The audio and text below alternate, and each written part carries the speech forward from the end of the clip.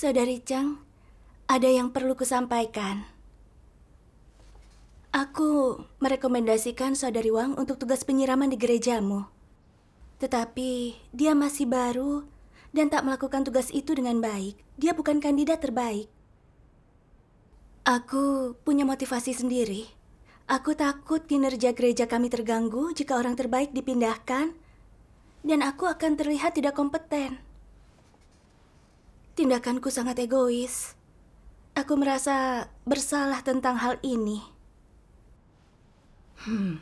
Baguslah kau bisa terbuka tentang ini. Aku pernah mengalami hal yang sama persis. Aku juga pernah egois. Aku tidak ingin melepaskan orang-orang terbaik untuk melakukan tugas di gereja lain. Namun, aku perlakukan tugas seperti karir, hanya bekerja demi status. Lalu, aku belajar lebih banyak tentang kerusakanku melalui penghakiman dan hajaran firman Tuhan. Bisakah kau menceritakannya? Aku benar-benar ingin mengambil pelajaran dari ini dan merenungkan diri dengan serius. Tentu. Tahun lalu, aku menangani pekerjaan 2 gereja untuk pendatang baru. Terkadang orang perlu dipindahkan dari gereja kami untuk melakukan tugas di tempat lain. Awalnya, aku dengan senang hati bekerja sama dan segera merekomendasikan orang. Namun, setelah beberapa waktu, aku sadar lebih sulit menyelesaikan pekerjaan saat orang andal dipindahkan. Aku khawatir kinerjaku bisa menurun, lalu diberhentikan pemimpin karena gagal dalam pekerjaanku, dan statusku akan terancam. Jadi, aku tak serela dahulu untuk menyediakan orang. Tidak lama kemudian, aku perhatikan Saudari Rana punya kualitas dan bersemangat dalam pengajarannya. Membaca firman Tuhan dan menonton video gereja, selalu bertanya kepadaku tentang menerapkan kebenaran dan memasuki realitasnya. Aku tahu, gereja kami butuh pemimpin tim penyiraman dan aku harus membina dia untuk itu. Jadi, aku memberinya bantuan agar dia memahami lebih banyak kebenaran dan bisa bertugas. Aku bukan hanya menyiram orang percaya baru, tetapi juga terlihat mendapat hasil, dan orang-orang akan berpikir aku sangat cakap. Semuanya akan diuntungkan. Suatu hari, seorang pemimpin memberitahuku, gereja lain butuh orang untuk penyiraman. Karena kinerja Saudari Rana baik dan menginspirasi, dia harus pergi bertugas di gereja itu.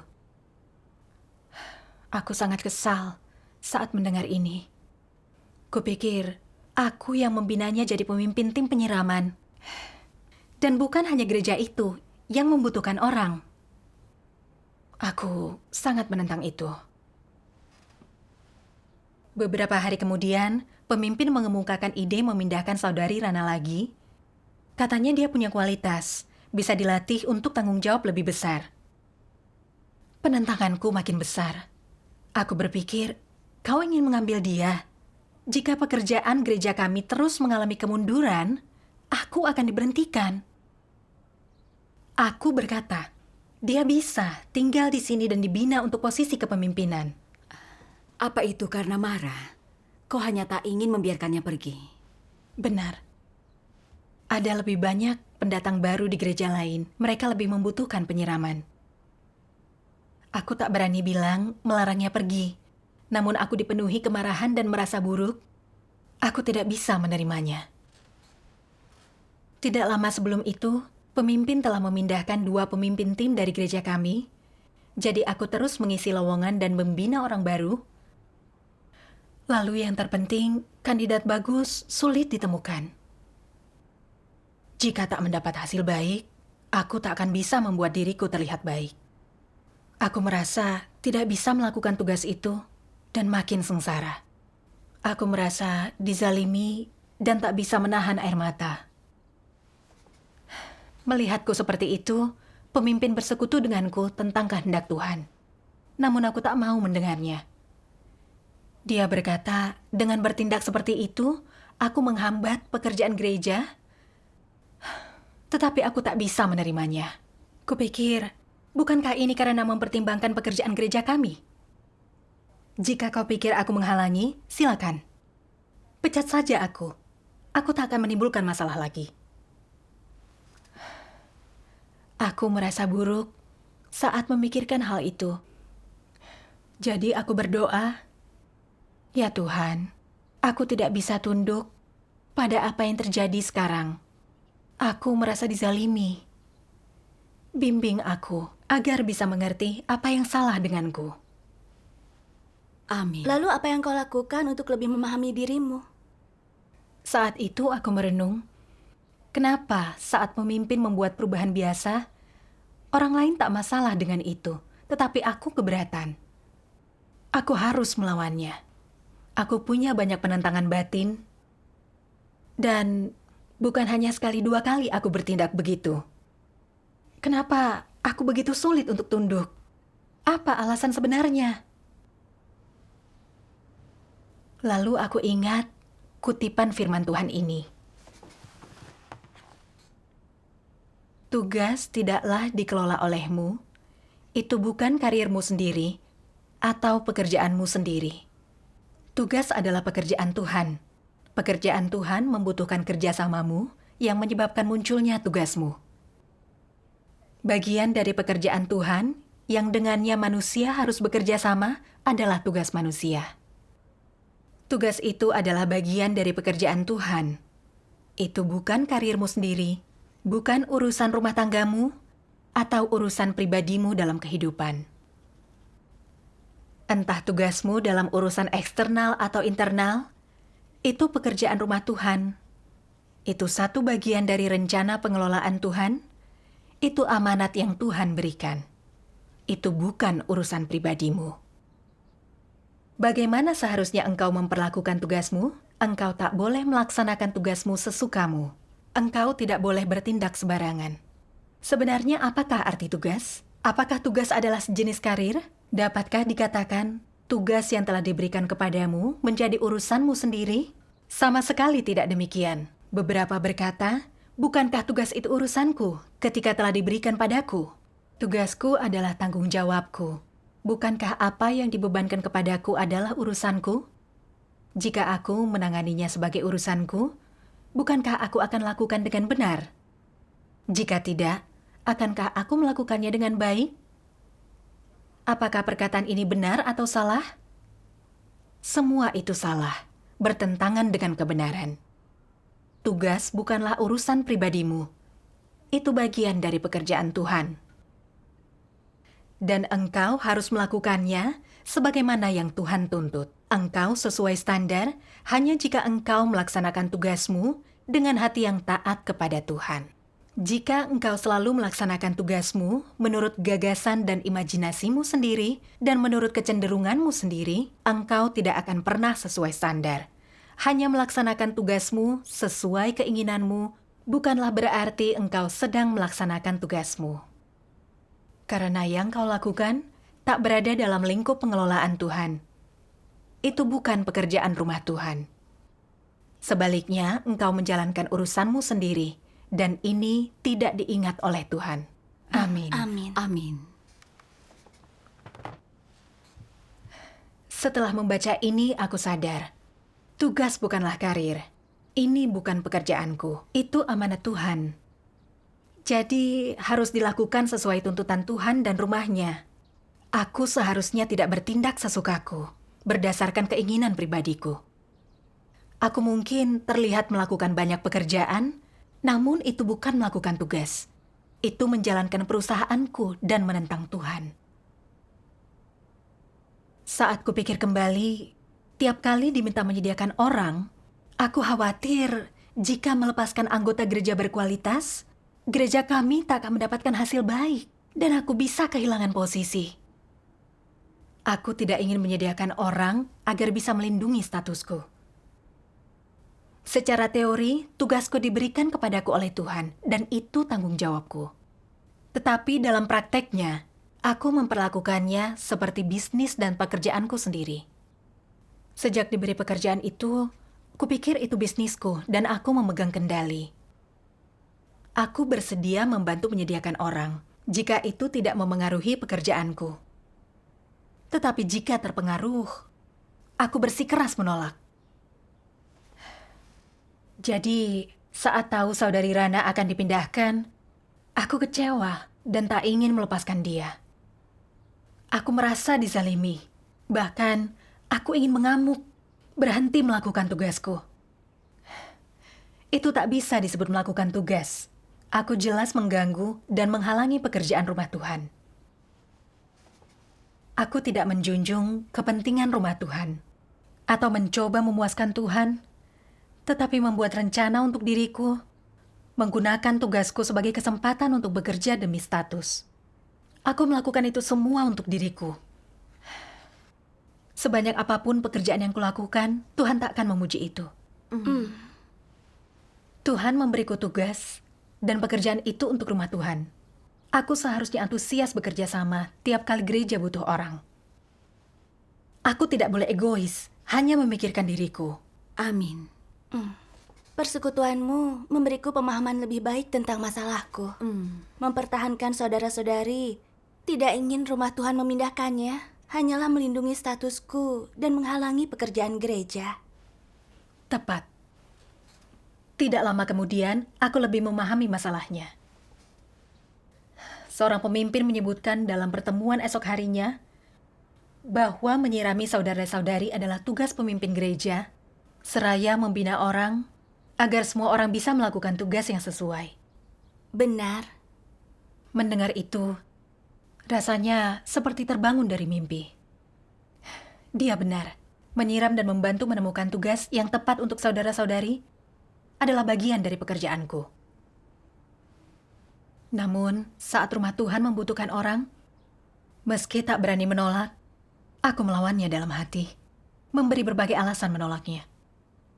Itu bukanlah melakukan tugas. Aku tak memenuhi tanggung jawabku di posisi itu, tetapi merasa puas diri. Aku tak merenungkan diri, justru menghalangi pekerjaan gereja. Bukankah aku menghambat pekerjaan gereja, seperti yang dikatakan saudari itu? Aku ingat saat pertama kali menjalankan tugas, aku ingin berkontribusi untuk pekerjaan Injil di rumah Tuhan. Namun, aku justru menjadi penghalang. Berdasarkan performaku, aku tak cocok untuk tugas itu lagi. Aku tidak dipecat, namun diberi kesempatan merenungkan dan mengenal diriku agar bisa bertobat. Itu adalah kasih dan penyelamatan Tuhan. Amin. Iya. Untuk ini, aku merasakan penyesalan dan ingin bertobat pada Tuhan. Syukur kepada Tuhan. Setelah menyadari hal ini, apa kau merasa bimbang saat melepaskan orang? Dibandingkan dulu, sudah berkurang. Beberapa hari kemudian, pemimpin mengirim pesan, memintaku memindahkan 2 anggota tim Injil ke gereja lain. Aku benar-benar tenang saat melihat pesan itu. Dan Tuhan mengatur ini untuk memberiku kesempatan menerapkan kebenaran. Iya. Amin. Namun, saat mengevaluasi anggota tim, aku merasa enggan berpisah dengan mereka. Dan berpikir, apa aku sungguh harus melepaskan 2 saudari terbaik dalam tim? Atau bisa pindahkan 2 orang yang tak seandal mereka? Dari pemikiran itu, aku sadar diriku egois dan membuat kesalahan yang sama. Aku baca kutipan firman Tuhan yang ingin kubagikan. Bagus. Hati orang-orang yang jahat dan curang dipenuhi dengan ambisi, rencana, dan persekongkolan.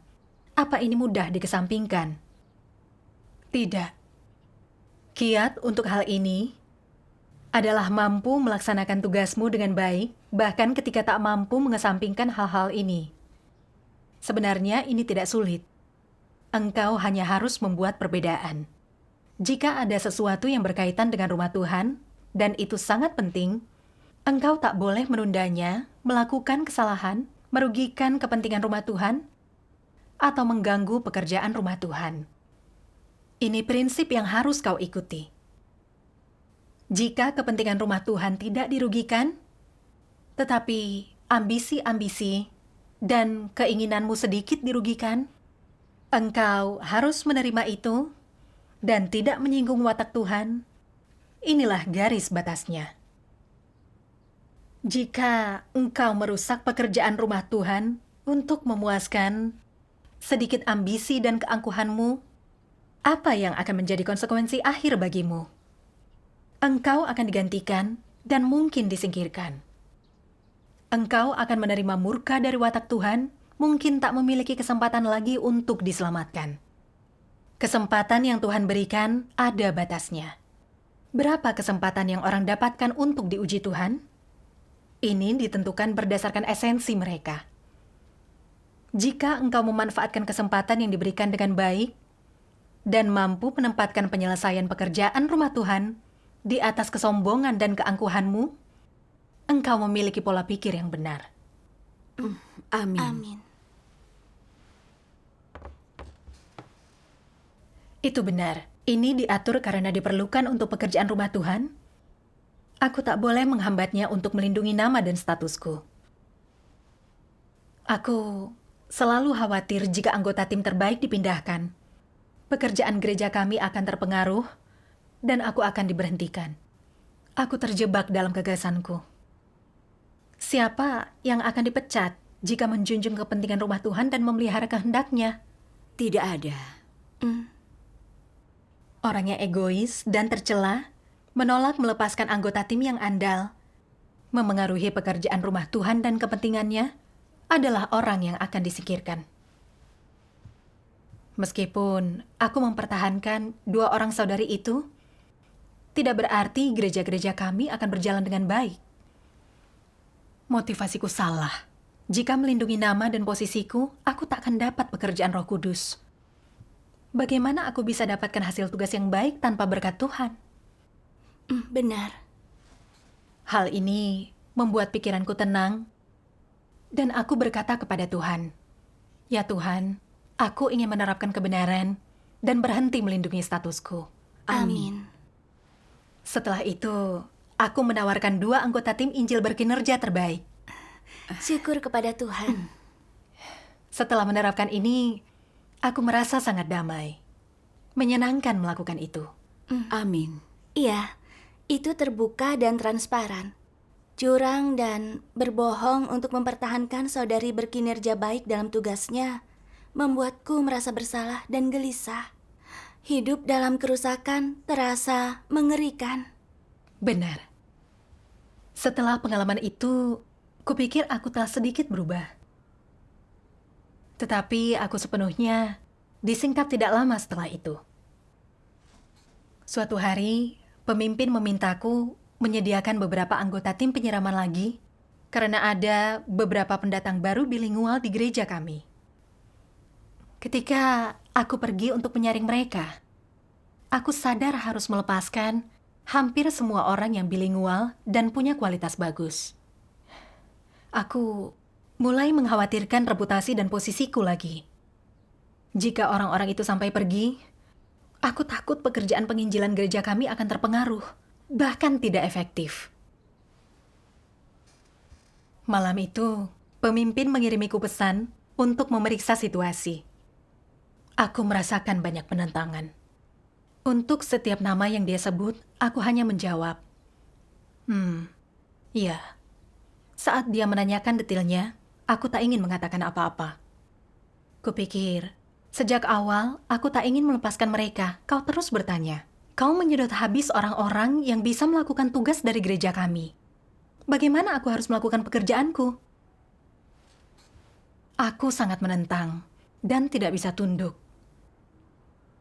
Lalu, di suatu pertemuan, aku menonton video pembacaan firman Tuhan yang membantuku memahami kerusakanku. Mari kita tonton. Baik.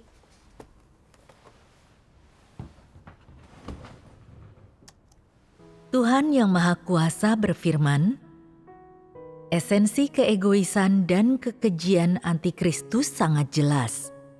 Aspek ini sangat menonjol. Ketika engkau bersekutu dengan mereka, apapun yang tidak berkaitan dengan status dan reputasi mereka tidak menarik bagi mereka. Mereka tidak peduli dan seolah-olah hal-hal ini tidak ada kaitannya dengan mereka. Mereka tidak akan pernah berusaha mencari kebenaran di dalamnya dan memahami kehendak Tuhan. Terlebih lagi, mereka tidak akan memandang segala sesuatu dari gambaran yang lebih besar dan tidak akan memikirkan pekerjaan rumah Tuhan. Di dalam lingkup pekerjaan rumah Tuhan, memindah-mindahkan orang tertentu sesuai tuntutan pekerjaan adalah perlu. Sebagai contoh, seorang pemimpin bertanggung jawab atas suatu pekerjaan kelompok dan adalah perlu untuk memindahkan seorang anggota kelompok ke kelompok lain untuk melaksanakan tugas mereka. Ini diperlukan oleh pekerjaan rumah Tuhan. Jadi, berdasarkan akal sehat manusia, bagaimana hal ini seharusnya ditangani? Sesuai dengan keadaan-keadaan tersebut, pemimpin itu harus mencari pengganti untuk mengisi kekosongan tersebut. Setelah orang yang sesuai telah ditemukan, orang yang menggantikan sebelumnya harus dibebaskan dari tugas itu dan diizinkan untuk pergi ke tempat di mana mereka dibutuhkan oleh pekerjaan rumah Tuhan. Ini karena manusia bukanlah entitas tunggal, tetapi bagian dari rumah Tuhan. Mereka harus pergi ke pekerjaan rumah Tuhan manapun yang membutuhkan mereka, kecuali jika mereka dipindahkan sebanyak atau sesering yang diinginkan, di mana ini melanggar prinsip. Jika itu adalah pemindahan normal yang sesuai dengan prinsip, tidak ada pemimpin yang berhak menghentikannya. Apakah menurutmu ada pekerjaan yang bukan pekerjaan rumah Tuhan? Apakah ada pekerjaan yang tidak melibatkan perluasan rencana pengelolaan Tuhan? Semua itu adalah pekerjaan rumah Tuhan. Setiap pekerjaan adalah sama, dan tidak ada pekerjaanmu dan pekerjaanku. Rumah Tuhan mengkoordinasikan anggotanya secara terpusat dan berdasarkan prinsip. Ini tidak ada kaitannya dengan pemimpin, kepala tim, atau individu manapun. Semua orang harus bertindak berdasarkan prinsip. Ini adalah aturan rumah Tuhan. Jadi, orang-orang yang tidak mengikuti prinsip rumah Tuhan, yang selalu berkomplot dan membuat rencana untuk kepentingan dan status diri mereka sendiri, bukankah mereka egois dan keji? Mereka memperalat saudara-saudari, mereka memanfaatkan orang-orang yang cakap ini untuk bekerja bagi mereka, untuk membantu mempertahankan efisiensi kerja dan memperkuat status diri mereka sendiri. Inilah sasaran mereka. Dilihat dari luar, jika engkau tidak melihat dengan saksama, orang ini tampak sangat bertanggung jawab. Orang-orang tidak percaya akan menyebut mereka orang-orang terkemuka, orang-orang yang sangat cakap, dan akan berkata bahwa mereka memiliki kemampuan yang hebat dan memiliki beberapa ilmu simpanan bila menyangkut mempertahankan orang. Ini merupakan sumber kecemburuan di antara orang-orang tidak percaya. Ini adalah sesuatu yang diinginkan orang dan hal ini dipuji. Tetapi rumah Tuhan justru sebaliknya. Di rumah Tuhan, hal ini dikutuk. Tidak memikirkan pekerjaan rumah Tuhan yang lebih luas, hanya memikirkan status dirinya sendiri dan mempertahankan tanpa merasa bersalah atas kepentingan rumah Tuhan yang dikorbankan dan kerugian yang ditimbulkan pada pekerjaan gereja, statusnya sendiri. Bukankah ini egois dan keji?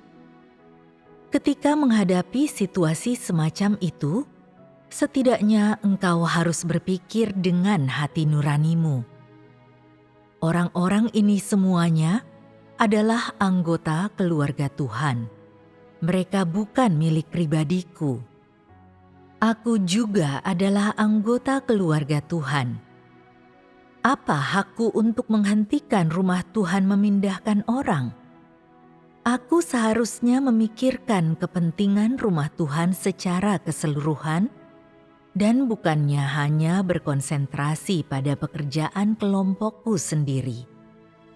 Pemikiran seperti itulah yang seharusnya ditemukan dalam diri orang-orang yang memiliki hati nurani dan rasionalitas, dan perasaan yang seharusnya dimiliki oleh orang yang percaya kepada Tuhan. Hanya dengan cara demikian, barulah mungkin untuk orang menaati pengaturan rumah Tuhan. Ketika orang jahat memegang kekuasaan, mereka tidak memiliki hati nurani dan perasaan seperti itu, dan sama sekali tidak mau menaati pengaturan rumah Tuhan. Berarti apa hal seperti ini? Di dalam rumah Tuhan, mereka bahkan cukup berani untuk mengganggu dan bahkan berani dengan keras kepala menolak untuk mengubah pendapat atau tindakan mereka. Ini adalah orang-orang yang paling tidak memiliki kemanusiaan. Mereka adalah orang-orang jahat. Orang-orang seperti inilah para antikristus.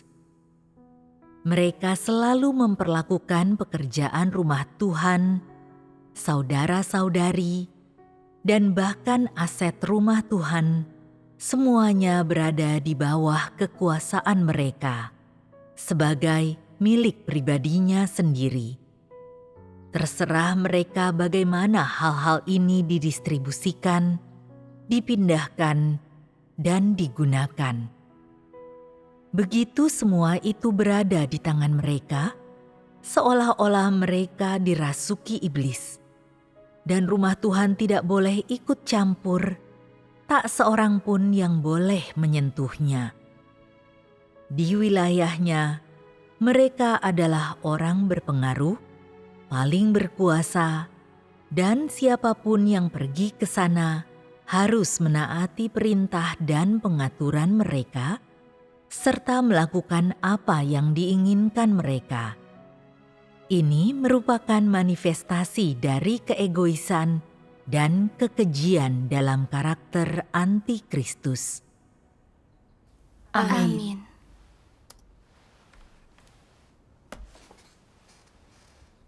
Firman Tuhan mengungkapkan keadaanku. Ingin mempertahankan mereka di bawah kendaliku dan tak menyerahkannya ke rumah Tuhan adalah egois dan tercela. Aku juga menunjukkan watak antikristus. Aku merasa sangat menentang dan enggan setiap kali pemimpin ingin memindahkan seseorang dari gereja kami. Aku buta karena marah dan merasa dizalimi. Aku tak setuju sampai pemimpin bersekutu untuk mengubah pemikiranku dan mengatakan hal-hal baik. Aku seperti pemimpin yang ditelanjangi Tuhan, ingin punya wewenang tentang pemindahan dari gereja yang menjadi tanggung jawabku. Saat ada orang yang dibutuhkan, mereka hanya bisa pergi jika aku setuju. Tak ada yang bisa pergi tanpa izinku.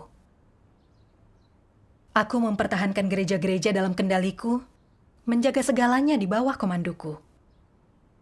Kristus tidak berwenang atas gereja-gereja, akulah yang berwenang. Seolah-olah pendatang baru yang dipupuk itu milikku. Aku ingin menggunakan yang mereka capai dalam tugas untuk menguatkan posisiku. Itu sangat tidak tahu malu. Ini gereja milik Tuhan dan pekerjaan rumah Tuhan. Namun aku bertingkah seperti raja, mendirikan kerajaan sendiri. Bukankah aku di jalan antikristus yang melawan Tuhan?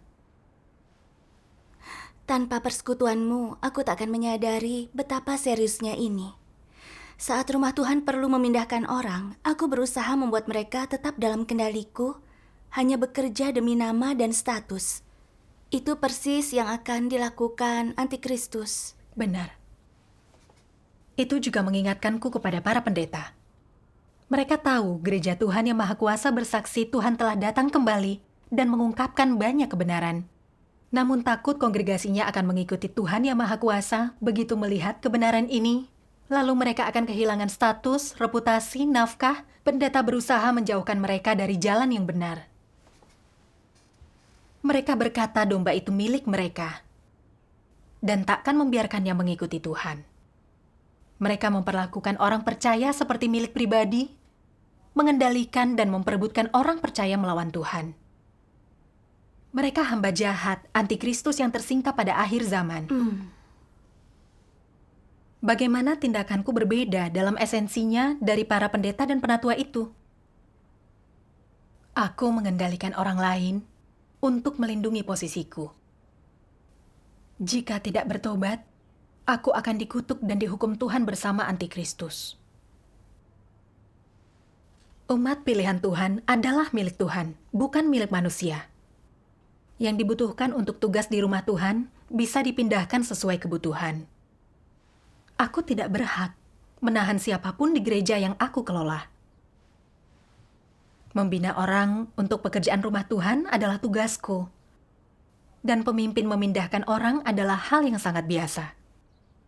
Meminta masukanku adalah untuk menghormati dan kerjasama yang lebih lancar. Memindahkan seseorang secara langsung tanpa persetujuanku pun bukan masalah.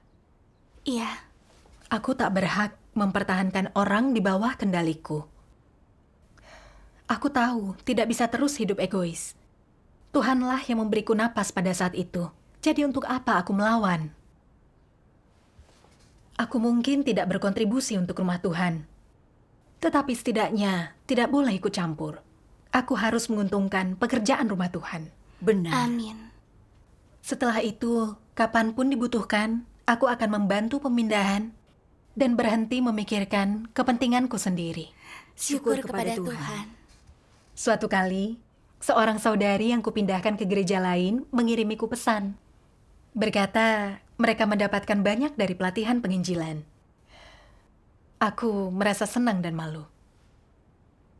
Aku senang mengetahui mereka telah tumbuh, bisa melakukan bagian mereka dalam menyebarkan Injil Kerajaan. Aku malu, karena jika aku menyediakan orang tanpa menghalangi, mereka bisa dilatih lebih awal dan mempersiapkan perbuatan baik. Aku membenci diriku karena tidak sadar lebih awal. Aku berdoa kepada Tuhan, tidak ingin hidup dengan watak rusakku lagi. Aku ingin memberikan kandidat yang baik, melakukan bagianku untuk pekerjaan Injil dan menjalankan tugasku. Amin. Syukur kepada Tuhan, persekutuanmu ini sangat membantuku. Syukur kepada Syukur Tuhan. kepada Tuhan.